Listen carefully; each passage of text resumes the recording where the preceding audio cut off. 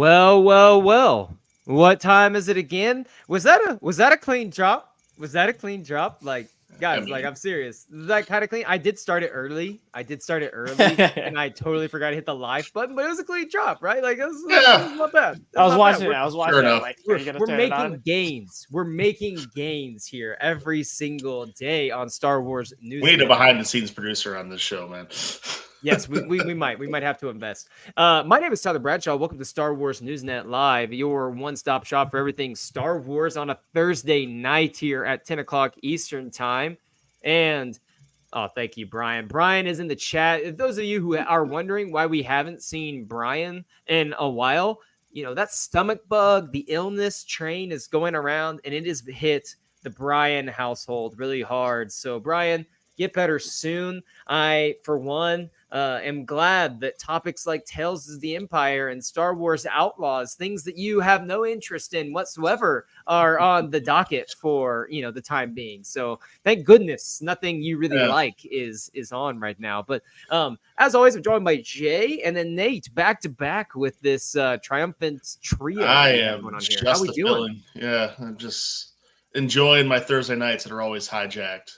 But hijacked by Brian coming down with illness or something like fine. that. Yes. I wasn't doing anything Blame Brian. tonight. Come on, Brian. Like, what do you think you're doing? So guys, I have something to talk about. I'm a little like pissed off and ticked off right now about something. I need to get it off my chest, and I do have a question that goes with this. But I'm gonna give you guys a chance to think about your answer while I share my grievance with the world. For those of you hopping on right now, I have a bone to pick with the 9-year-olds in the world, along with their parents. And I'm going to deep dive into this in a moment. But Jay and Nate, I want you to think of a moment in your life where an innocent child, like a 9-year-old child and their parent, like you wanted to is this appropriate for me to say, like drop kick them and punt them to the moon? Like, I was privileged enough. One of my friends scored free tickets to the national championship game in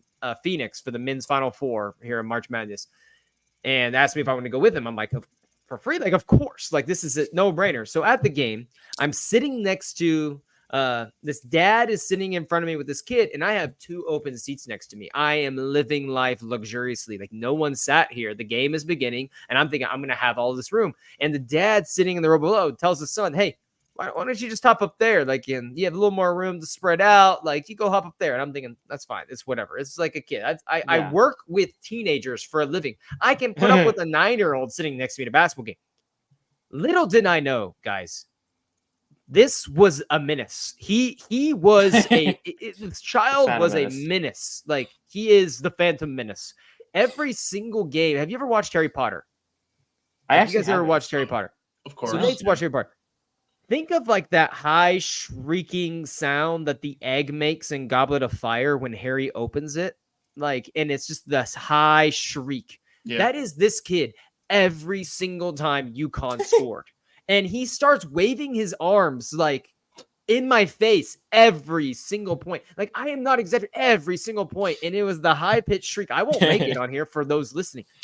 If that wasn't bad enough, before the game, I went to this little fan experience thing, and they were passing out these little like pendants, like little flags, and they had the Final Four logo on it and like the teams. And I was really excited because I was like, oh, I can put one in my classroom. And then my girlfriend loves collecting little souvenirs. So it's like, that could be her souvenir from the trip that she didn't get to go on. I look over like a few minutes before halftime. This snot-nosed kid is rubbing them on his face. They were sitting underneath my chair. I put like my water bottle on top. So it's like, these are clearly mine. He's waving them, rubbing one on his nose, like in his face. And I'm like, look down. What is going on? And I like, hey, bud, I think those are mine. Oh, I thought they were for free. What are you doing? And his dad in this moment sees me like taking these from his child. And I'm like, thank you. We're going to exercise some discipline here. Like, son, don't take things that don't belong to you. Instead, the dad goes, hey, how much you want for one of those so he can have one? And I think to myself, I don't want to give you anything. But in the second thought, I'm like, I got these for free. I could score a few bucks. And do I really want the flag that your son just wiped his boogers on with? Like, do I really want that coming home? So I sell it to him for $5. It's made $5. I'm gonna have to figure out how to tell my girlfriend she's not getting the souvenir anymore because I'm definitely keeping the one pendant I have left. Fast forward to the end of the game. I've dealt with the shrieking. He's mocking Purdue fans because he's a UConn fan. He's mocking Purdue fans around. The kid's 9 years old. Dad is just oblivious. He walks out of the game. He's holding his pendant, and I'm thinking, great. He kept track of his pendant all game long. I look down at my seat. 5 minutes later, it's gone. This kid took my other one. He took both. He swiped it underneath me. I should have just put it in my pocket or something. Like, I own that. But I didn't want to like bend it and fold it. I wanted it to be nice and pristine. And this little kid took it. I hope they were talking about getting ice cream after the game. I hope that he dropped his ice cream cone and it got ran over by a bus and that he had to go ice creamless for the entire day. I hope that pendant blew away in the wind and some rando on the streets gets to have that pendant. I want this kid to have no post Final Four joy in his team's victory. That was the worst child experience at a sporting event or an event I've ever had. It was horrible. The second half of the game was bad. And I'm like, this kid is my menace. If I ever see him again in this life, he will feel my wrath. I am telling you this. And his father. I'm more upset at the father for not exercising any That's always the thing. It's your child. This father sat there oblivious and I stared at him. I felt bad every time this kid got in my space. The second half, I gave him a little nudge, accidental nudge in the ribs. Oh, sorry about that. Sorry about that, Junior.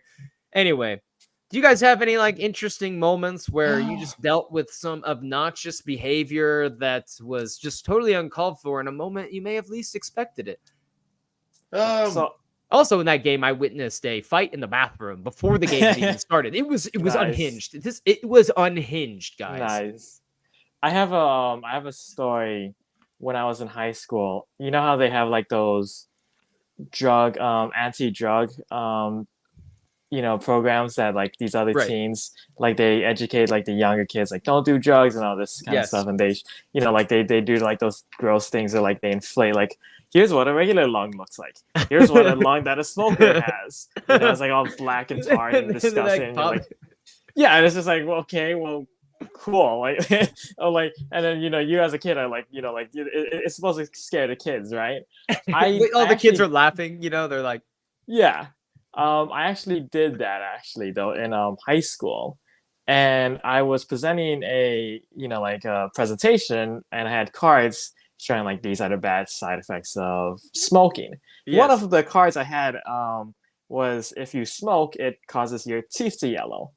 And so I told this to the kids, don't smoke, it'll cause your teeth to go all yellow and brown. It would look disgusting. A kid goes and just interrupts in the middle of my presentation and goes, oh, your teeth? Oh man, you just want to. That's when you just want to send that kid there's some days it's Argus Filch. I don't know why I'm going with Harry Potter references today, but there's the scene where Argus Filch leads them to the to Hagrid for detention, and the first one he's yeah, you guys got off easy. You have a walk in the Forbidden Forest. I miss the old punishments where we used to hang kids by their thumbs in the dungeons at night. And, oh, I miss the screaming, he says. Jay, I'm with you. I have to deal with crap like that all the time. 100%. Anyway. Yeah, so it was also a moment too where afterwards I was like, excuse me? I just looked at the kid. I'm whoa, what? This high school? This high school?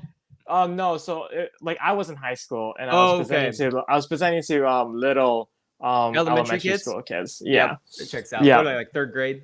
They were maybe first, second grade or whatever. I want to open the floor. Comments. Tell me what are some annoying memories that you have with children? Let's talk about it. We can air your grievances here in the chat because I know that this is a safe space. Screw all of our Star Wars topics tonight. This is a safe space. You can drop it. So this is exciting, guys. This is exciting.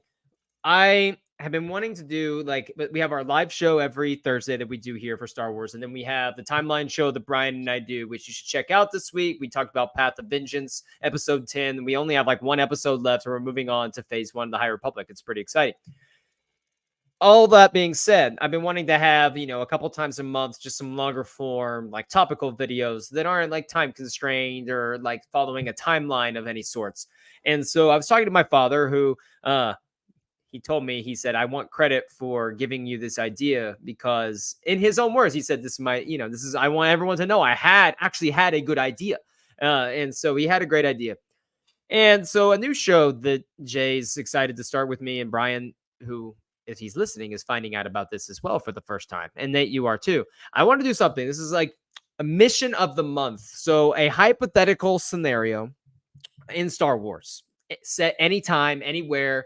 We can set the parameters every month. It's going to be different every month. And basically we will do a meet up with whoever wants to be on that week, and we will draft the team needed for that mission. And then the show will be where we discuss why we selected certain members for our team, and we have to debate on who has the best team and why. For instance, if you guys are struggling to understand the concept of this, a good friend of the show, who I messaged about, asking them, hey, could you put together an idea for the mission of the month first episode? He sent what he sent me is gold. What he sent me is gold. I'm gonna paraphrase basically what he said. All right, so Jay, and then you'll be in mind, this is teasing what's to come. The setting is 20 BBY. So we're in we're Clone Wars area right now, okay?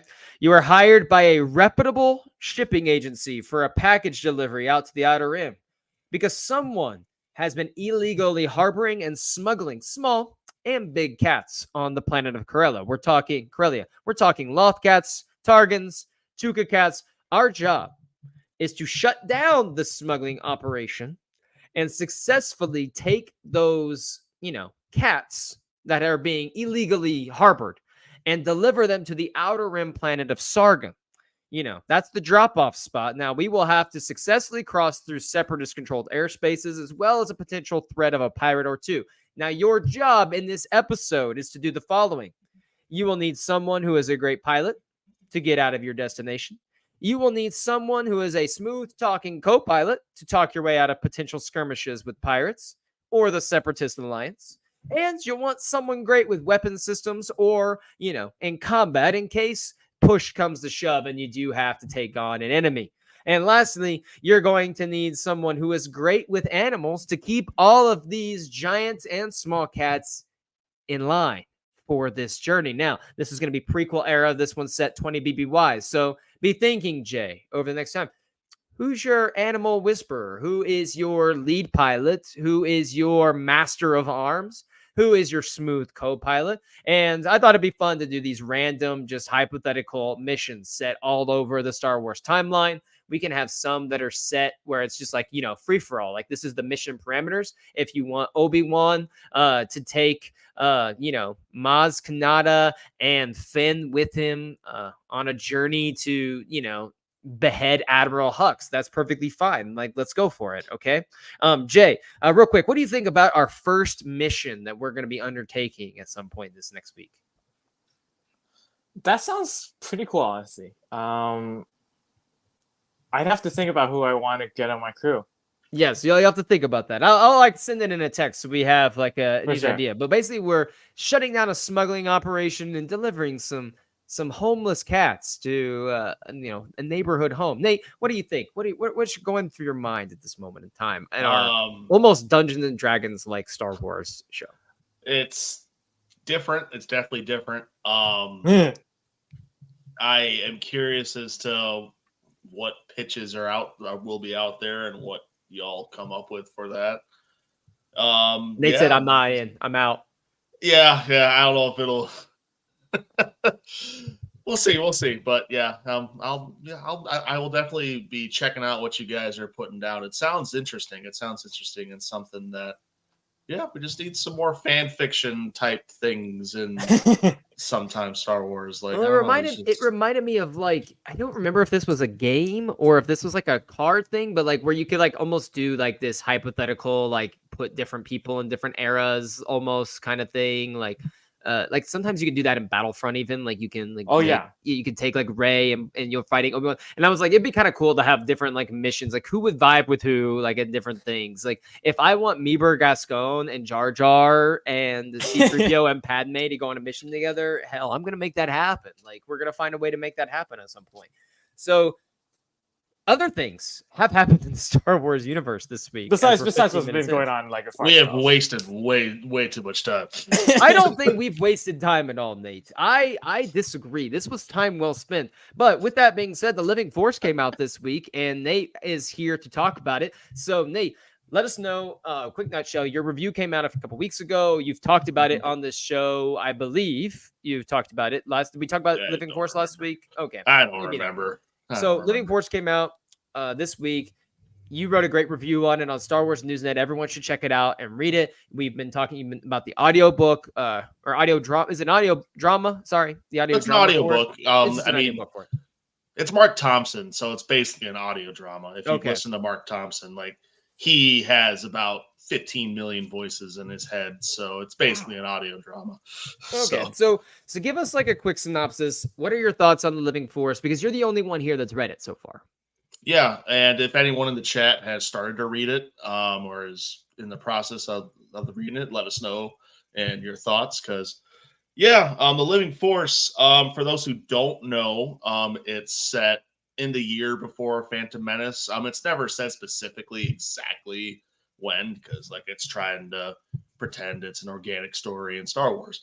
So it's set before the Phantom Menace, and the basic premise is the Jedi are becoming more disillusioned with not just the Force and whatnot, and the Force and what it means to be a Jedi, but in Qui-Gon Jinn's eyes, they're becoming disillusioned with the most important thing, and that is the people. It's the everyday person. It's you, me, the mailman down the street. It's the taxi driver whose car broke down to the side of the road, and even the kid who took my stuff at the exactly, basketball game. Exactly. You should show some compassion for that kid, Tyler, because Qui-Gon would challenge you to help that kid pick up their ice cream that you so just ruthlessly wished would fall on the ground. If I could use the Force, I would use the Force to take that kid's ice cream away. Like I would use the Force to like, and it's gone. So Qui-Gon challenges the entire Jedi Council to consider that as they go to Quen. And Quen, for High Republic people, sounds not familiar, but during that era, something happened to Quen, and it was down in the dumps, and the Jedi Order at that time lifted it up. Right. And it became this like symbol of, in the book, it's called Grand Renewal. It's this just reset, and it just became this symbol that the Jedi Order thought very highly of and are very proud of what they accomplished there and all this good stuff. The people love the Jedi, all this stuff. But then as we get closer to the prequels, outposts are shutting down. The Jedi are not spending time with people and whatnot. So the Jedi, it's basically a big old road trip novel. And you get there, and the Jedi spend time with the people of Quen, and we really get to spend time with each of them individually as well as pairs. There's some great pairings in this book. John Jackson Miller, if you haven't read a lot of his stuff before, he is a phenomenal writer of dialogue. Some of the interactions between Ki-Adi-Mundi and Yariel Poof are out of this world. I love his rendition of Saci Tin, I believe is his name, and Plo Koon. They are very good together. Yoda, Yaddle, Mace. The main character of the book was a very pleasant surprise, but it's Depa Billaba. For those who need more Depa Billaba in their lives, you will get plenty of that in this book. It's exactly what I wanted. Yes, and it's really fun. It's a really fun read. It's a light read. It's not something that will, like last year, the Inquisitor book got down in the muck of the horrors of, from that person's point of view, the horrors of the Jedi Order, if you will. This book, shines a big giant light on the Jedi being good, and it is awesome to see once in a while because we don't see enough of that, honestly, in Star Wars. Especially from So that era. From that era. I know, Like, I mean, I feel like we get that a lot in every other yeah, like sequel era, like original, obviously, but like definitely the prequel era is just all about oh yeah, the prequel era wider is all side. about their downfall, and Mm. it's like this book says no. These Jedi are good, god damn it. And we get to spend a ton of time seeing that. So it's just a lot of fun. It's a very highly recommended read from me and Aled, who wrote our audiobook review. And from what I can tell, it's getting good reception across the board. So Sure. I expect nothing else from John Jackson Miller getting a great book like that going.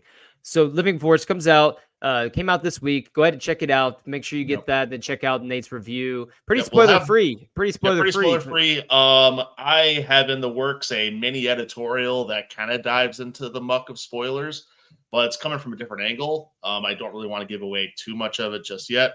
And I'm still trying my absolute damnedest to get John Jackson Miller for an interview. He is the busiest man alive right now, so he is very hard to pin down. I see him at a different convention like every week. I know, and I know. We can get a discussion going on that too, because on the book, I have it pre-ordered, so I'm expecting it to arrive. I thought it would be arrived by today. I think it's supposed to get here tomorrow. So I'm sure Brian's got that thing unlocked too. I know Jay's been excited to read that. We can get even a roundtable discussion on it, like a little video too, because there is going to be a lot of perspectives on this book. Absolutely. And yeah, it sure sounds like it. Yeah, it's occupied my mind quite a bit. And like I said in my review, that I wasn't sure if it'd get there because it plods a little bit, but it hits a certain nerve that just it just resonates. And yeah, it's just a really, really good book. So speaking of Jedi, all the Jedi had a couple of interesting things today. I'm talking about Daisy Ridley when, I guess not today, apparently this was pre-recorded, obviously, this interview with Empire that came out. It was pre-recorded a while back. And Jay, I'm curious, I want your thoughts on this, because Daisy Ridley is expecting, by the time when she recorded this, she said she's getting the script next month. Now, so she's getting the script very soon. Like, she's getting the first rough draft of the script for the new Jedi Order movie any day now, pretty much. And so that's really exciting. I want your thoughts, one, on that. Like, what does that mean for us? Like, what can we maybe expect here in the future? I'm super excited for this movie. I know you are as well. And also, she said something that I thought was really compelling, which was how she said she didn't say yes right away. And Kathleen obviously told her to take her time answering. She didn't say yes right away because she was reflecting. She was like, it brought lots of joy to people. These movies brought a lot of joy to people, but they also, came with some, divisiveness. And it's a kind of a testament of what stepping into Star Wars, maybe the toll that can take on people. And so I'm curious what your thoughts were just on some of those comments that she made, and how excited are you that, we're going to start getting some traction here on this story and, within the next month, which I'm not going to say that John Boyega is going to get announced, but next month is May 4th. We're going to have, I'm just saying, if it's possible, he could get dropped soon. But Jay, what were your thoughts on the Rey stuff? The whole script, I mean, by the time that this airs and, with us talking about it now, I wonder if she even has a script in her hands now. Well, for me, it just means that we got a movie coming up for sure. Right. I mean, Lucasfilm has had so much trouble getting a movie out the door for a while now. And so by there being a script, I think that it means that we're very close to production, which is great. And Daisy talking about it. Yeah. Yeah. Do we know who's doing the script, by the way? It was Stephen Knight. Stephen Knight. Yeah. He's not bad. I don't mind him. So I believe he did. I'm excited. I believe he did Transformers. No, it's a different. You're thinking of Stephen Knight, I believe. Stephen Knight did Peaky Blinders. Yeah, Peaky Blinders. Right, he also wrote Locke. Let's see what else. A movie I really liked. I believe it's called Allied. I like that movie quite a bit. He does He's done more smaller mid-budget movies and some TV shows like Peaky Blinders. So he has a decent sized resume. We'll have to see. I mean, Star Wars is another animal, but for sure. It's gonna be great, guys. It's gonna be great. I Manifest have the great no doubt vibes. it's going to be good. I I can't have no doubt wait it's for going this to be good. freaking movie. Like this movie, I'm gonna be obnoxious. This movie's that those months leading up to this movie, it will become my entire personality. Like it just will. Like I cannot wait for this movie. I love Rey's my favorite sequel era character, and I just love Daisy Ridley. So I am gonna be in the front row, like ready to go. Well, not the front row, because who wants to watch that? I'm not gonna be that person that watched like Oppenheimer front row IMAX, like everyone else sitting behind, like those images going around the internet. Can you imagine? And so that movie is gonna be great. I absolutely cannot wait. And we got 3 Star Wars movies that I feel really solid about right now. Like it seems like they're really committed to doing the Rey movie. There seems like they're obviously Mando and Grogu, and we haven't heard anything about the Filoni movie, but with everything going on, like that kind of has to happen, I feel like. And they even got the supposedly a writer going for the Mangold movie, co-writing like the guy, I forget his name, the guy that like wrote a lot of Andor as well. Bo Bowman, Willimon. Yes. Bo Willimon, Yes, Bowman. or however you say butchering his the name. But Andor writer. That's all you need to know. Like, let's go. Let's ride. What do you want? So we got a lot of good stuff going on there. Next, few Acolyte things that came out this week. There was a bunch of images, and it was so many. Like I was so excited. Like we got images of Yord and Jecki, and there was something that stood out from those 2 characters that I wanted to talk about for a minute. We got Jecki, who is like the Thielen, like half human, half Thielen, and then you have Yord, who is the Jedi Knight versus Jecki's Padawan. And something they talked about in the dynamic of these characters, which was something new that we learned, is that Yord, he's kind of incompetent at times, and Jecki is like, she is like I am like uber competent. She's giving like Vernestra Rowe, like I am the greatest Padawan, gonna be the youngest Jedi ever, and like in your face, amazing. And she talked about the dynamic. They talked about the dynamic of her character kind of being ahead of the 8 ball, ahead of the curve, and you're trying to be like, well, I'm the Jedi Knight here, like, but he's kind of incompetent as well. Was there anything that you guys saw from any of these promo images and some of these interviews that stood out to you as this got me more invested in that? For me, it was getting a little bit of character dynamic stuff, because we hadn't even gotten much character dynamic stuff. So being able to get a look in a radar of these 2 exciting characters was really, if you want to pull exciting. up the picture, I'm sure right now. But yeah, it's really cool. Yeah, it's really cool seeing all these images, because some of the earlier images, I don't have that pulled up.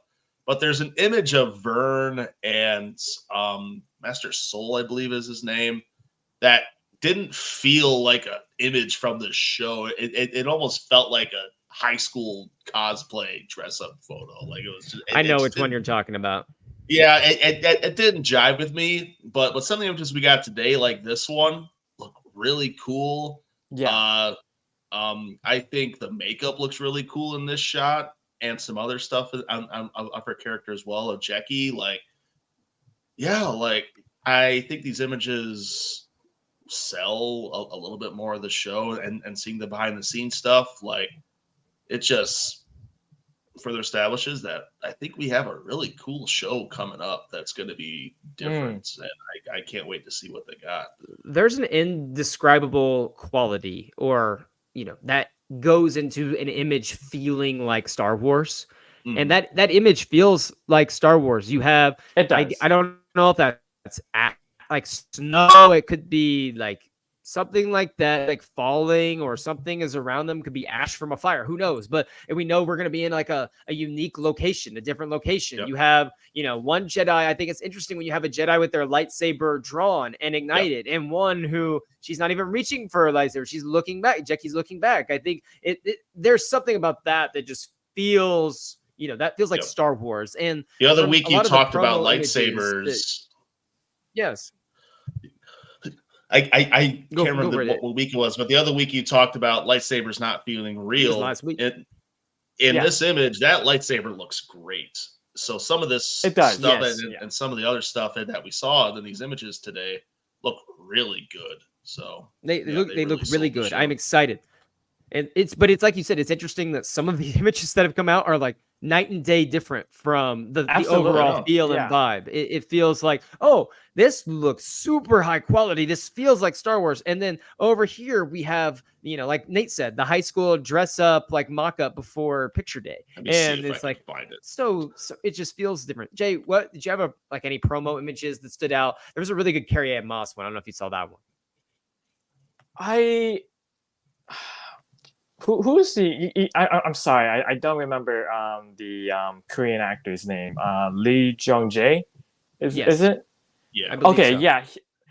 There were some really cool photos featuring him, and I think it's just like, as someone who's like half Asian, it's always really cool to see him, being Yes. part of Star Wars, and Mhm. like that side, like that part of my own ancestry One being second represented. here. Here is one of those guys. I do agree also too, if they take that, like the makeup and the lighting and the costumes. In some shots, they do kind of look a little I bit have another one wonky. pulled up if you want to Oh bring yes, that up. Master Soul.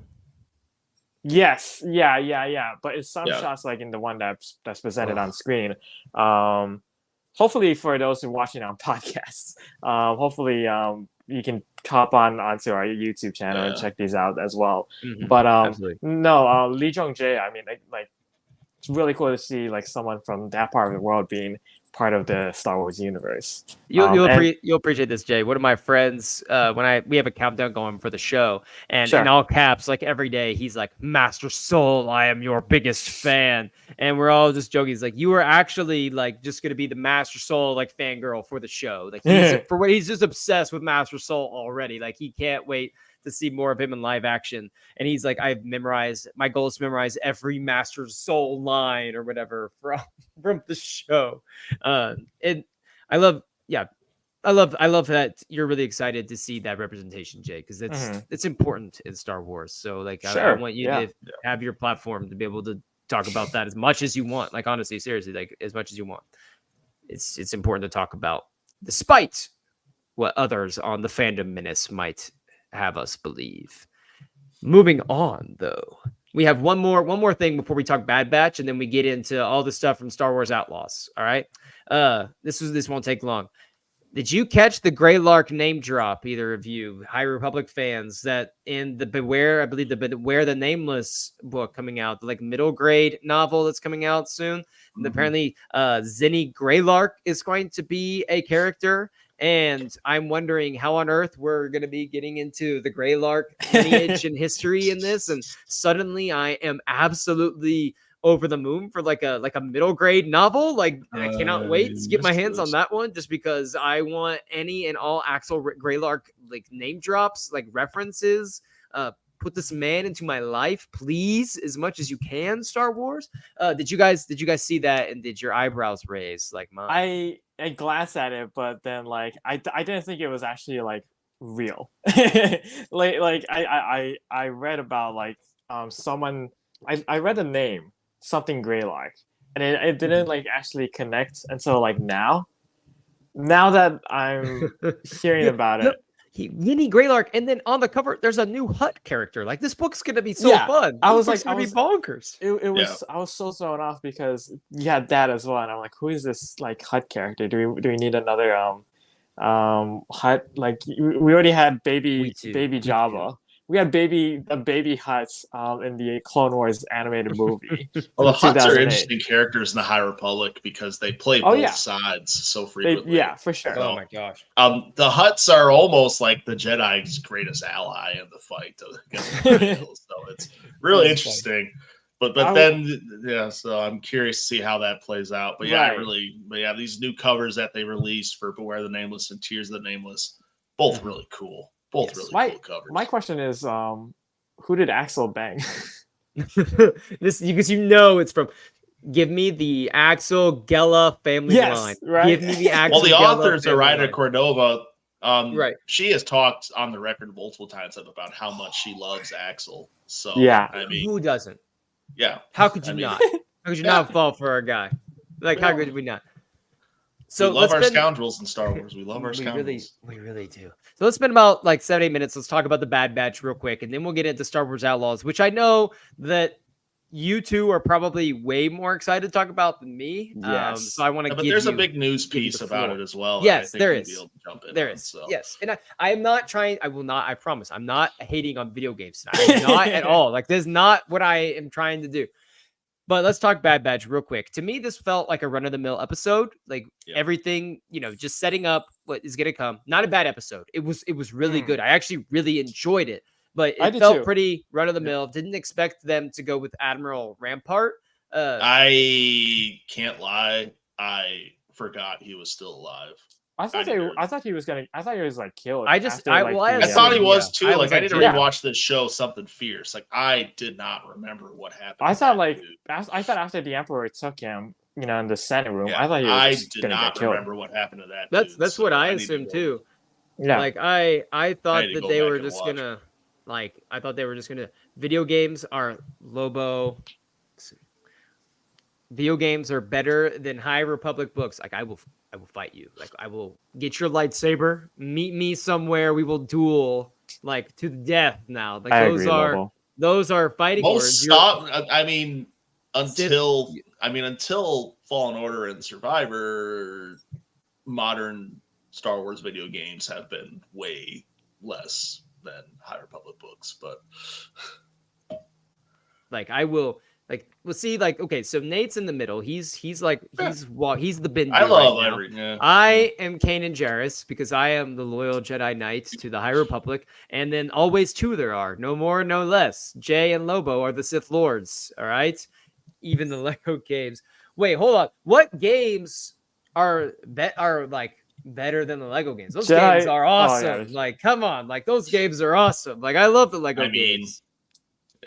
Lego Force Awakens was kind of trash, if we're being honest. Okay, I didn't play any of the sequel Lego games. Like, I have only played the Lego Skywalker Saga is one of my favorite Star Wars games. I've played the sequel stuff on the Skywalker Saga, like, Lego collection, but I haven't played like the individual ones. I played like the OG trilogy, prequel trilogy, and Clone Wars, basically. Yeah. But Clone Wars, the Clone Wars one was fine, but the OG.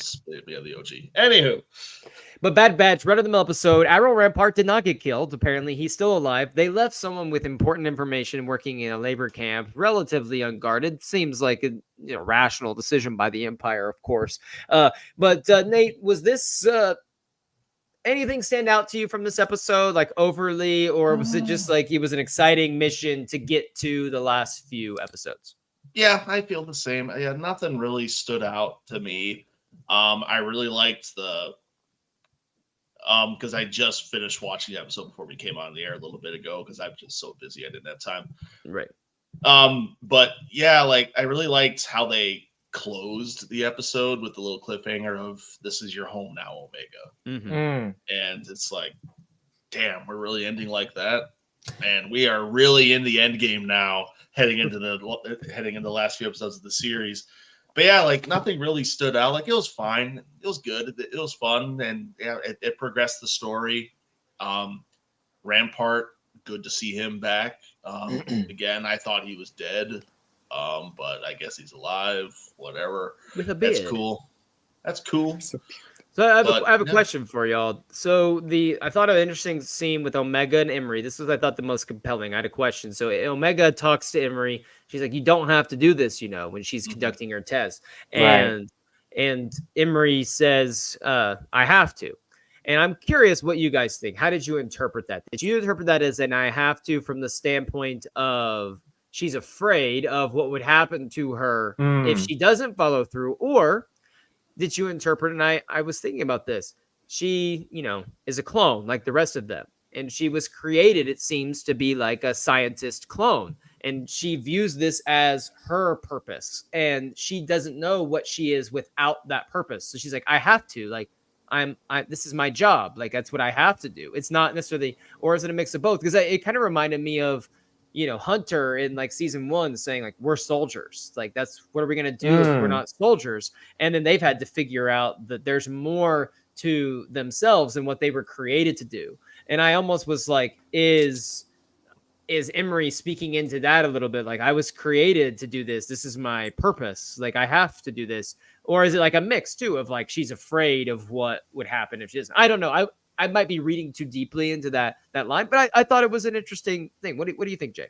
No, for sure. I mean, I think that's a very interesting line when you put it in that perspective of like, well, Dr. Emery Clarke probably was cloned for that very reason and for her very job that she has right there. So I don't think your interpretation, I'm a big fan of that, and I don't think it's actually that far-fetched. Okay, appreciate that. Yeah, I don't think so either. There's a definite beat in there where she is reconsidering going through with it. So I think it's more along the lines of what you said. She's afraid of what will happen. Oh, okay. Because she knows what Hemlock is capable of. Yeah. Knows better than anyone. So yeah, so there's a and just seeing what is actually going on is really taking its toll on her, I think. So yeah, and we're now seeing just how lost she feels having to go through and having to put Omega through that exact same thing, and someone that we know she cares about from earlier in the season and last season. So absolutely, I felt for her in this episode having to go through that, and I also felt for Omega. I mean, everything on Tantus is so compelling. I am so curious to see where they're going with all of that. It's definitely every time we're on Tantus, my eyes are glued on the screen. So yeah, it was a solid episode. I mean, we got 3 left. 3 left, right? Yep. 3 left. So probably we'll get a solid like mission to figure out where Tantus is the next episode, and then I'd imagine the gang gets together for one last hurrah for the last 2, like kind of a part 1, part 2 type deal. Like that's what I would expect. All right, let's get into the big moment of the show. We're talking Star Wars Outlaws, which had a massive trailer reveal, but I know Jay has a few things he would have liked to see a little bit more of in that trailer. And I don't exactly know your thoughts on it, so I'm curious to get that. And on the trailer, you get all these like characters that we are going to get to know and love over the course of this. And I have to say, the droid, I forget the droid's name already, but I cannot wait to like that droid looks awesome. Like in the show, he seems like a really cool droid. So I'm not the biggest video game guy, so I'm mostly going to ask questions I have, that I maybe sound ignorant of. I am not necessarily, like I said, the biggest video game guy. So I am curious as to why. I know why some of the fandom responded so poorly to this trailer, because it's a female lead in a video game, and there's going to be people online that are going to try to take down Star Wars because they do that every time you get a female lead in a Star Wars role. I want to ignore all of that nonsense and just go ahead. We'll say like, that's nonsense. That's stupid. This character is going to be amazing. I think. What was it? Because you mentioned a few things, Jay, about the trailer you would have liked to see a little bit more of, because you felt like a lot of what we got was already there. So I want you to definitely like address that like first. So I'll give you something like kind of think about that. And then Nate, from your perspective, I want to get your perspective on like, what do you think of the story of this game? Do you think the story is going to be one that will this hit with the general audience? Or is this going to be, because I did see some discourse, like there is not going to be like force using. It's not anything like that. And outside of Battlefront, we haven't, and like, I guess like we got like the Rogue Squadrons game, but there hasn't been a lot of game content from recent Star Wars games without, Jedi or something force at the center, because we've had Fallen Order Fire. So I want to know, do you think that's going to like, will that hit with people? Will this be something that you think sells like pretty good? And then we can talk about the fact that supposedly Qi'ra is in this game. So Jay, you wanted to see a few other things from the show, from the trailer for the video game. What were those things? So for me, like straight off the bat, I already knew that the story was going to be top notch. From the very first trailer, I was already hooked because it was a scoundrel story. It features some really cool characters like that we've seen, and it features a really cool environment and a really cool premise. This whole idea of one big final heist. I like heist movies and I like, you know, heist stories. So I was always like hooked and like sold on that premise to begin with. What I wanted to see more of was the actual gameplay itself, and like what are the players going to be doing in the game? You know, what does the shooting look like? What does the combat look like? We've already kind of seen that last year through Summer Games Fest when they showed off like some of the combat, but I kind of wanted to see more because I wanted to see like, hey, are the combat systems going to be more? Are there going to be a lot of mechanics in it, or is it just going to be more simple like point and shoot? Same thing with like the space battles. You know, is it going to be like robust and have these like big cool mechanics, or is it just going to be again like point and shoot?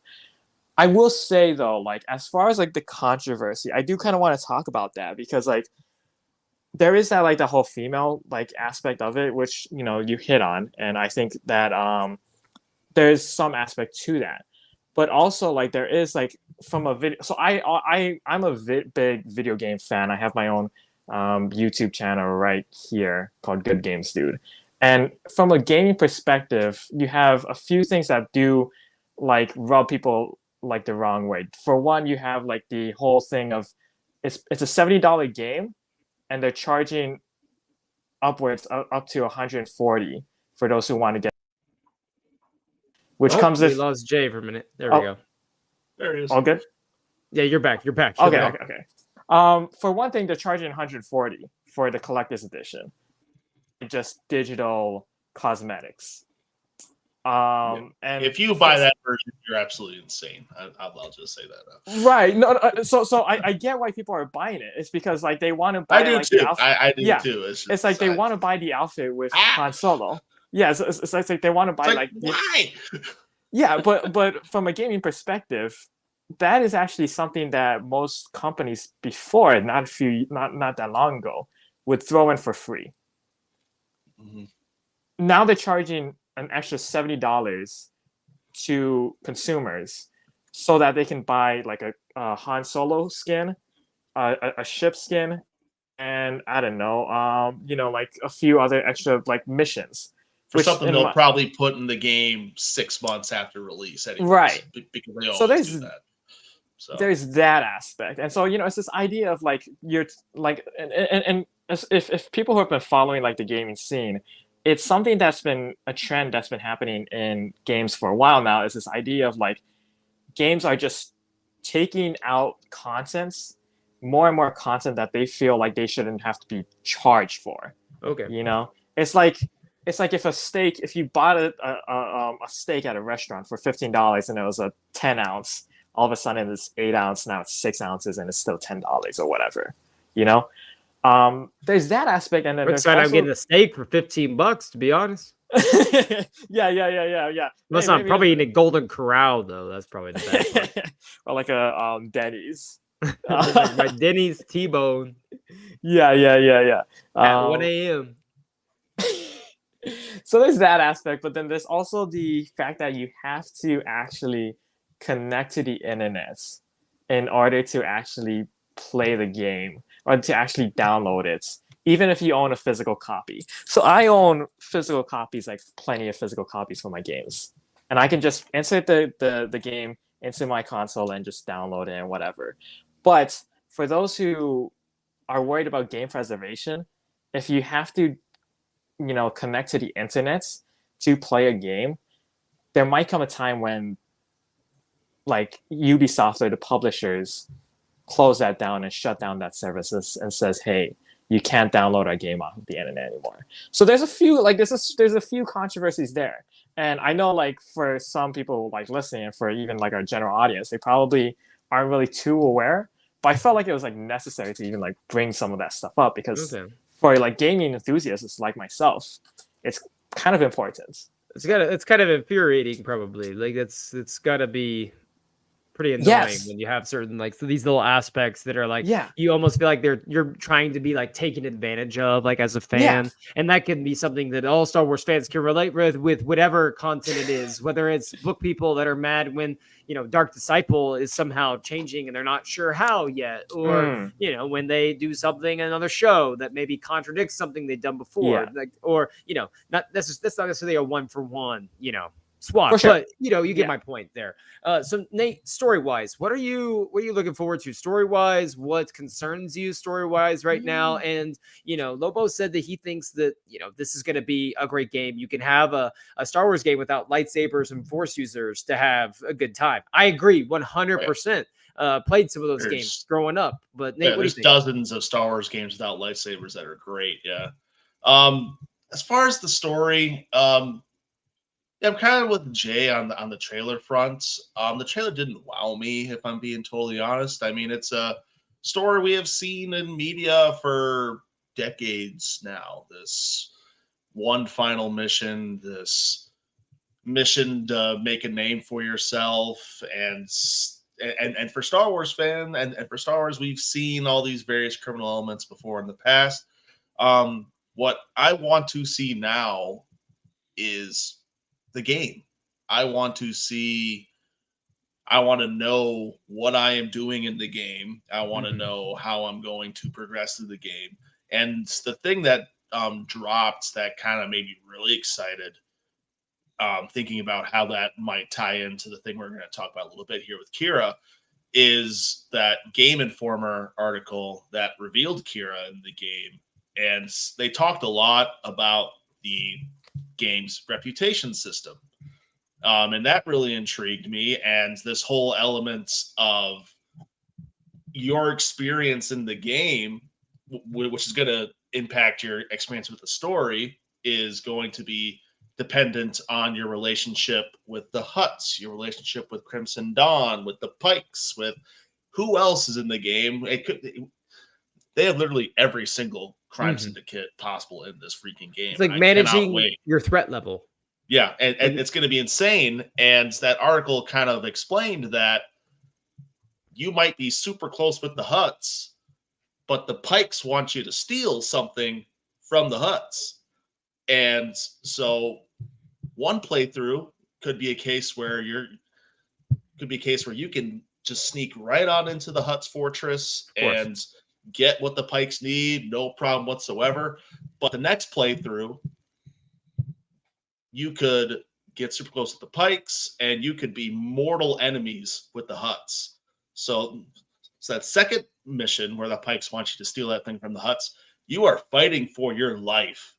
Because they know who you are this time. Exactly. Like, they're aware of what's going on. Like, so it feels like it's a building upon something. It doesn't feel like a forced narrative that you're having to follow. It feels like, okay, depending on how I get through this mission, which for people like me who love just dropping in, guns blazing, and blasting my way through, I'm going to be like 20 minutes in the game, suddenly surrounded by a squad of Hutts ready to kill me. I am going to struggle. That's what you're saying. One of the things that games do that I refuse to take part in is stealth. I hate stealth. To hell with stealth. Oh God, give me a giant sword or gun and just let me just dive stealth in. Stealth is for chumps, Nate. Yes, preach. God, and I will be making a video on why stealth in video games is undeserved, is underappreciated. Oh my gosh. Get it? Because my favorite thing to do when I unwind in the day, I don't play a lot of video games. My favorite thing to do when I unwind is how long can I hide behind this wall before the troopers walk away? No, if I see two stormtroopers. That's the exciting part. No, the exciting part. The exciting part is when I run out there and I press square 3 times in the circle and I have like beheaded a stormtrooper with my bare hands. Like fatality is what I enjoy. Or like, but then you get to challenge your own skills and you get to see like, oh, you know, like how can I be undetected and can I pass through this security like a shadow? You know, can I be a ninja? It's like when I played Madden. Like I played Madden. Like you know what? I can run the football. Like I can establish a ground and pound. No, we're going 5 wide or 4 wide with a tight end. We're airing 4 verticals. We're airing the ball down the field. We are scoring as quickly as possible. The heck with game management, time management. When I'm playing Star Wars Outlaws, me and what was that droid's name that Luke dropped? ND5. Like ND5. Me and my boy ND5 and whatever little pet that Vess has, is it K Vess? Is that her name? Yep. Whatever pet K Vess has, the 3 of us, we're going to town, get that threat level up there. Like I'll take on the whole empire myself. as Full Dak GTA mode. said, I'll take out all the syndicates myself, and we'll be just fine. It might take me a long time to get through any of this because I'm getting shot out of the sky. ND5. ND5. The droid's name is Dial of Destiny. That's his like secret name. Actually. Real quickly, Lobo also asks how I feel about snipers. If I'm the sniper, I feel great. I want to active role in my gameplay. I don't want to have to. Sure. You're not a support guy. You're not a healer. I want to be leading the charge into battle. Nix. I just prefer to. Yeah, I prefer to go out guns blazing. Drop me if I'm dying. I'm going. There's a pool of bodies around me. The best explanation I can think of is the Insomniac Spider-Man games, where stealth is a major mechanic, and that is a stealth a mechanic that I really like because it encourages you to use all of your gadgets and tools. Yes. And that is the type of stealth that I like, where I can just brainstorm all these different ways where I can just take out guys as quickly as possible, because there's missions with stealth that time you. And you can get better rewards based on what you do. So that kind of builds the adrenaline level. Kind of there's a timer, like I have to go. Where I could be guns a-blazing, but I can do it from the shadows and just be creative with my gameplay. So and I like the combo. I like seeing my combo meter just go up into the hundreds and whatnot. So I'm that type of person when it comes to all that. So that's great. Like so I was playing Battlefront the other day with a friend too, and he got a sniper on Kashyyyk. He's sitting up there and he's just looking for me. I spawn, he's just looking for me. No, that is the coward's way out. Like meet me on the grounds. Like Battlefront, I die in like 5 seconds every single time I spawn in. I'm not because the Aspire version is trash or anything, because it is. But I am always just charging, and I am not I'm charging looking at my surroundings at all. All of a sudden, I'm forced to respawn. And it's like, what is going on here? And then like the same thing with Fallen Order. I haven't played Survivor. I'll be honest. I just need a PS5, and I refuse to. It's coming to PS4. Buy one right now. I refuse to play it on PS4. Like, I want to play it on the allegedly PS5. It's coming to PS4, and it's not gonna run. Like that's what I'm saying. Like I refuse to play any of these new games on the PS4. It barely runs on the newer consoles. Like I want to buy a PS5 and play. But when I was playing as Cal, like I'm not hiding from those stormtroopers. Well, I'm launching in lightsaber. Like let's go. It's designed for you to do exactly that. Yeah, like that's the best part. Like I'm not sneaking around these guys. When I'm There's mechanics that'll slow the game down because it forces you to be a little bit more Dark Souls about your tactics, but like I guess I'm not the biggest video game guy, so I'll leave the mechanics of it all to you, Jay. You can sneak around with a low threat level and get through a lot of missions while I'm still working on my second mission, because there's an Empire's like Syndicate most wanted poster of my character like around the galaxy 5 minutes in. Yep, the game story will live and die by how engaging the gameplay is. 100%. Because it's an open world game. Because it's an open world game, and I'm not the biggest. Let's see more of the world guy. Yeah. I want to know how open is this, because I think of some games that I don't necessarily need to be handheld, but I need a sense of direction with everything I do, and some of these open world games, some of Ubisoft's games. Yeah, so it's just I like the Spider-Man games where you have like the main story, but you can also do all the little side missions to help the little people around. Like those are fun. Like I kind of enjoy that because I still have my main goal. But if I want to deliver pizza for Jack on the street, like I can. Yeah, if I want to just go stop the the little robber on the side and just Go, you know you just go want to beat someone up real quick. Yeah. That's kind of Yeah. what it really came down to. So Qi'ra is from the magazine you guys, was it called, like Game Game Informer. Insider? Game Informer. Okay. So you can see how in the know of all these things. they are. So according to Game Informer, we have Qi'ra is confirmed. They're confirming that Qi'ra is in this, and Yes. that Emilia Clarke is not like voicing Qi'ra or did any sort of like reprising her role in any form or fashion for this. I saw some people online like kind of butthurt about this. Is that like a thing? I was like, in Star Wars games I've played, Luke and Yeah. Han and like all these main characters have always been voiced by different people pretty much in Star Wars games. So I don't know why that was a big deal. It didn't necessarily look a lot like Qi'ra to me at first. Maybe if we Yeah, get it does. more, Not a whole if lot. that is Qi'ra, that may not be Qi'ra. Maybe that's just I mean, I have the Game or Informer Crimson. picture. Okay. pulled So up if you in the wanna- trailer, So is this Qi'ra? Are they saying this is Qi'ra? I think this is Qi'ra. Yes, This is Qi'ra. yes. That's Yeah. not as bad as the. They That was have. not bad. And the I put trailer out- looks worse. And the trailer doesn't really look. The like trailer Qi'ra. did not look like Qi'ra at That's all. not Qi'ra. That That has to that be can't be representative. Qi'ra. Okay, That simply okay. can't be Qi'ra because Yeah. I said in our Discord chat, like thinking about it from a canon perspective, Qi'ra instigated literally all of the wars Oh, that yeah. we're going to be fighting for all of these syndicates. Well, that was So- a Crimson Dawn rep. Yes. So, So, like, she Qi'ra, could be there. so she could, but if I'm Qi'ra, why would I want to put myself in that? In a scenario? situation Right, like like she's that. in That charge position. now. Like she shouldn't be there. Like She I agree. operated from the shadows the entire That looks a lot. That looks comics. pretty good. So, Like that looks I pretty mean, good. this looks like a down and dirty alleyway cutscene where Yeah. she is giving us like, "You got to do this for me, or Like a else quest. I will destroy everything you love." Type of moments. Like that is a sinister looking Qi'ra, if that's indeed Qi'ra. I love it. So, Give me all the Qi'ra content.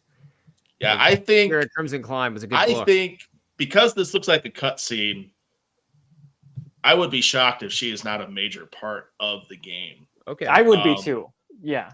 So I think that trailer. Then is why really won't hiding a Star lot of Wars stuff. say that? Like I don't like what is preventing them from putting that Well, out this there? is public. This is But- public. Well, there's a big difference between Putting it in the a Game Informer article. Yeah. And putting it in article, a- They want to and keep then- as I definitely agree. I mean, Qi'ra pulls in the casual audiences, so it's definitely odd that they shoved this reveal into a subscribers only piece. So it's definitely curious as to why they didn't include this moment in the trailer somehow. But that's been like a thing with Star Wars where some of these random, like not the Game Informer, it's random, but like random times we'll hear this big kind of Yeah. interesting news drop, and Yeah. then we don't get like a confirmation from Lucasfilm first or like another or even Mhm. close. Like it's probably going to be the game comes out in August. I'm sure in July we'll find out that Kira's in it because they'll put like a new teaser out with this Oh, yeah. game, and it's going to be like Lady Qi'ra, she'll turn. I'm like, oh yes, that thing we heard about in April is here. Yeah, of course. So, that's whatever. I love Qi'ra, so I'm excited that Right. we're gonna get this. I hope that they, not that they, I don't want to say honor the comics and some of the stuff, but I hope they pay homage to some of the comics and what's going on at this time. Like just maybe Yeah. at a reference here, a reference there, and acknowledge like kind of what's going on in that sphere, because that would be really cool. And I don't know about you guys. Here's something that I want to know. I want to get into like the deep depths of these crime syndicates, like their Mhm. places where they're Yep. like they're like home planets and like their hierarchies, and like really kind of get into like the weeds and some of that, because Star Wars has a lot of cool crime syndicate episodes, whether it be with some of the Clone Wars stuff or other animated projects. And then, of course, in Solo, you get into the Crimson Dawn. But it would be really cool if a game finally like dived into that, like, the underworld, so to speak. What would you guys be most interested in seeing when it came to the getting down in the dirt with these crime syndicates? Like, what's something that, as a gamer, Jay, first of all, like a Star Wars gamer too, like that you need from that game in order for it to feel like that? And then Nate, just as a Star Wars enthusiast, what would your like take be on that? Similar to like what Nate was saying earlier, though, I'm really interested to see how that reputation system plays out and how we can affect these relationships with these different clans, because like, and they talk about this in the article, and they show this in the trailer, where you can choose your own dialogue options. Okay. You can say this or you can say that.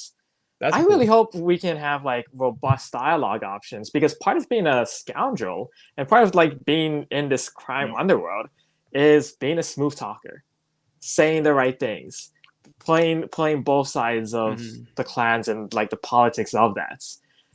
I think if they can nail that, that would be like that. I would be super excited, because that again is part of like the whole crime organization, is knowing what to say. And then you see that in books, you see that in the solo movie, you see that in comics. Oh, yeah. Like it's all a game. You get to know how to play the game. You get to know how to play it all. It's like the Game of Thrones like dialogue you're seeing. How do we maneuver the politics of this all? Yeah. Nate, what about you? What are you looking forward to most when it comes to the syndicate aspect of this game?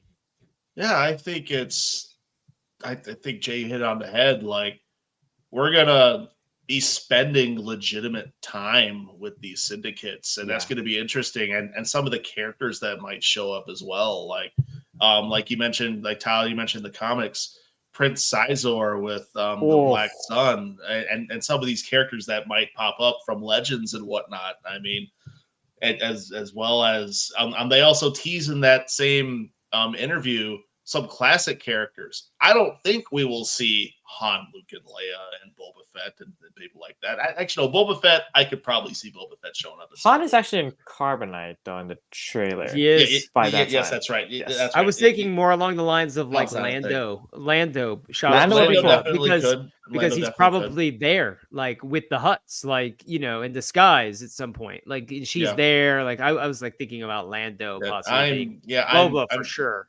Yeah, Boba Fett, I could probably put. What if they drop? What if they? Because we know that Cad Bane gets hired by the Pikes a lot.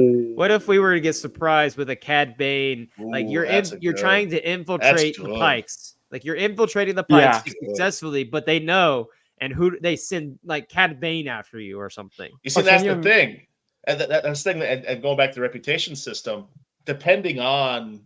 And I don't know how it all play out, but depending on your reputation with, say, the Pikes, you might think you're in a good position, but then they send someone after you. Yeah. What's the name of the guy from Mandalorian season 1 episode, like for the bounty hunter that he teams up with, the loser on Tatooine? You know what I'm talking about, right? It's like. The guy's a loser. Or something. So your threat level is like, do they send that guy after you, or do they send Cad Bane after you? Like, I'd be insulted if they sent that guy. That'd be really cool. I'd be ticked. Cool. Like, I'm going back and I'm raising my threat level. Like, I deserve the respect if you send Boss or Cad Bane after me. I am worth more than this guy. Like, get this guy out of my face. You send him after me? Like, you after me? Like, me? Like that'd be hilarious. Take on me? Like you're like Hunter in the Bad Batch when you're walking back to the ship and Cad Bane's standing there. Like you're walking back with K-Vess and Cad Bane's sitting there. And you're like, yes, kill me, please. I've been waiting for this moment my whole life. Like that's what I would be like, jumping up and down. Oh man. Any other final thoughts on the game you guys wanna bring up before we get out of here? I'll say this though. August 30th is a little bit later than I was expecting. Gives me time to buy my PS5 and stuff. I think it's a fair time window to put out another trailer. I mean, it's 6 months away, or not 6 months away, 4 months away. 4 months away. 6 months. 4 months away. There's not a whole lot of other games coming out during that time period. Yep. So I think it's a solid. They have been doing a fairly very good job. I think a good to very good job of marketing this game. Mm-hmm. What they put out looks really cool, and what they've said about the game, it's all the right stuff. It is. So, I am already tired of the discourse. We said we're not talking about it. I don't mind talking about it. It's just the manner in which, like, I don't even want to give. It's like weird, like, because you want to address it and it's talk Twitter about Discord. It's Twitter, beyond. It's bigger than Twitter. Like It's yeah, for sure. everywhere. Yeah, right. Twitter is picked on, but I think like other sites like Facebook is probably even worse if you know where to look. Facebook groups are some of the most toxic places you could go on the internet, man. Like, oh my god. But And I get to me, it's suggested beyond that online. so much. Like, yeah, Like this is like people that everywhere. are they talk about this in like they'll talk YouTube, about it to your face. other Like they'll YouTube like channels, online, like- like on Right. YouTube, but they'll talk about it to your face. Like these are things that like I'll tell people like, yeah, they're like, what do you like? I like Star Wars, and I tell them like, yeah, I do some like stuff for Star Wars Newsnet sometimes. They're like, oh, how can you stand like those Right, sequels with the No, like or like with Yeah. the Yeah. feeling like that's stuff that people just because Oh, yeah. they go online and that's a lot of the discourse that they Yeah. get. And I get that.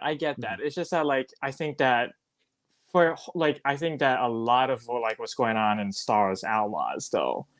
I don't mean to be like diminutive of like anyone. Like for if you honestly do feel that way, then that's totally your prerogative, and we here aren't gonna try and like alter your opinions, of course. Well, maybe to some degree. No, I will. I'll judge you all day to the moon, like being Tyler will. no room for those people in the fan. I don't want you in the fandom. Get out of here.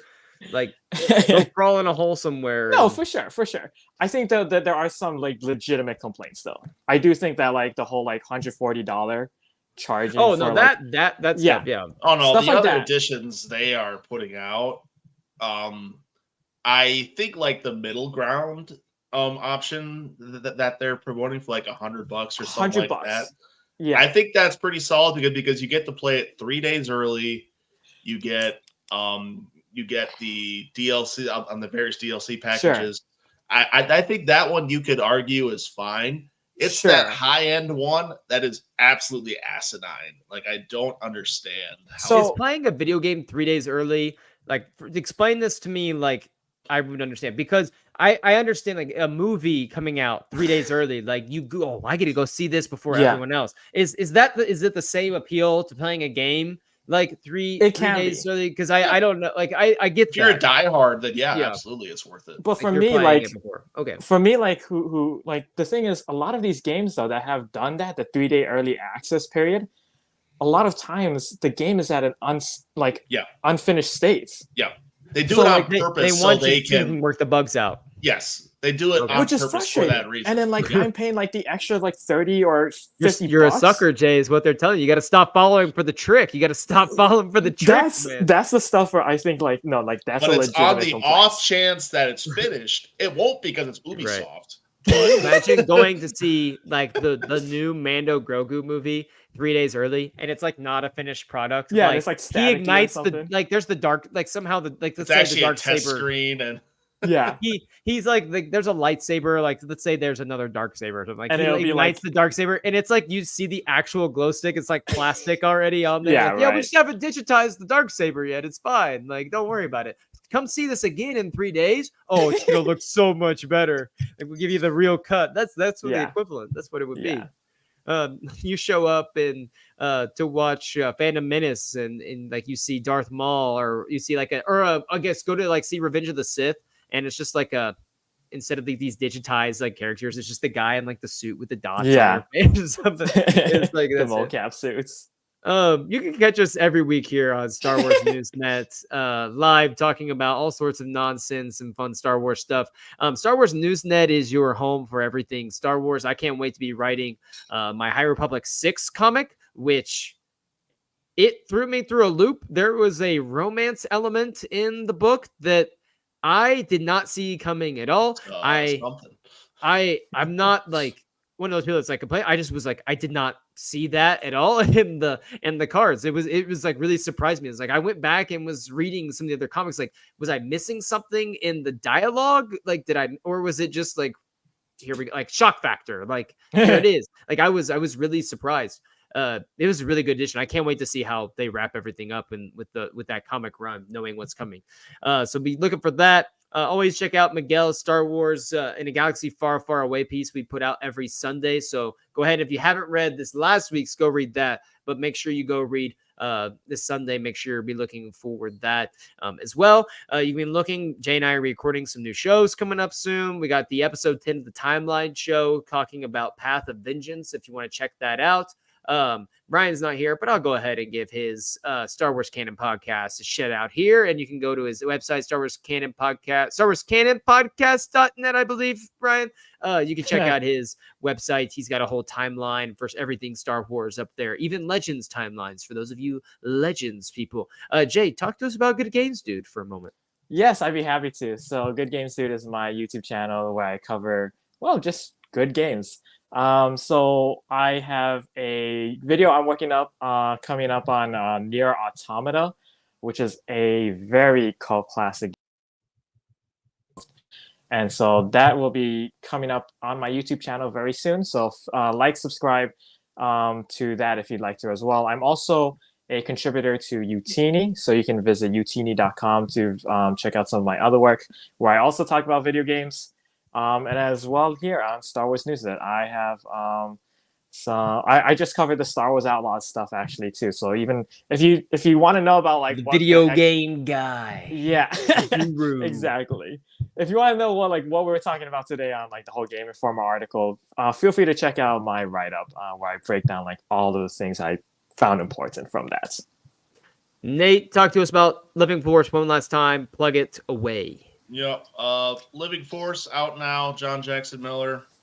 Don't miss it. We have 2 reviews up on StarWarsNewsNet.com. Boom! One is for mine, and the other is the audiobook review from Aled. Both very positive, both saying the same thing generally, but also taking it in a slightly different direction on both times, based on the medium that we enjoyed it and encountered it. Don't miss that one. Hit me up with your thoughts and opinions on it at Nate_Manningham on Twitter. I also am very active on the Star Wars Newsnet Twitter as well, so interact with me there as well. Go get your memes with Nate. Yes. I've been too busy. Currently for the site, while Tyler is going to be writing an overwhelmingly positive review for High Republic 6, I am right in the middle of writing a scathing review for this week's Thrawn Alliances issue. I heard about that. I can't wait to read what you got to say. I heard about that. I was like, that's so classic. That's what classic. The actual hell was Marvel and Lucasfilm thinking with this issue? Find out what I mean when you read my review. Or I can't wait. Pick it up go for find yourself. for yourself on Twitter, because you will not believe what they decided to pull with this thing. Oh, man. Well, we'll see you next Thursday. Be looking for the Timeline show next Monday. Jay and I will be recording something new next Thursday. That'll come out the week after. We'll see you next week, Thursday night, 10 o'clock Eastern time. Subject to change-ish. No, maybe so. For Light and Life, Nub Supremacy, and may you enjoy the good Star Wars Outlaws game coming out in a few months, everyone. We will see you next week.